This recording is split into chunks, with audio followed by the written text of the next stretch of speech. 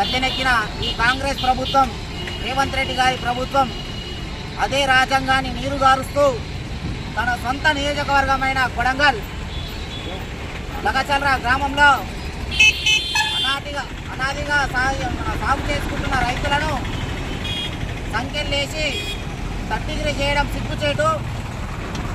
వాళ్ళ సొంత భూములు లాక్కొని అదానికి అలాగే రేవంత్ రెడ్డి గారి అల్లునికి ఇండస్ట్రీ లెవెల్ వాళ్లకు కొమ్ముగాయడము అమానుషం. మా కేసీఆర్ గారి ప్రభుత్వంలో రైతులు చాలా సుఖంగా ఉండే. రైతు బీమా మొదలుపెట్టింది మా కేసీఆర్. రైతు బంధు మొదలుపెట్టింది మా కేసీఆర్. ఒక రైతు ఏడిచిన రాజ్యం, రైతు ఏడిచిన వ్యవసాయం, ఎత్తేడిచిన వ్యవసాయం ముంగడ పడదు.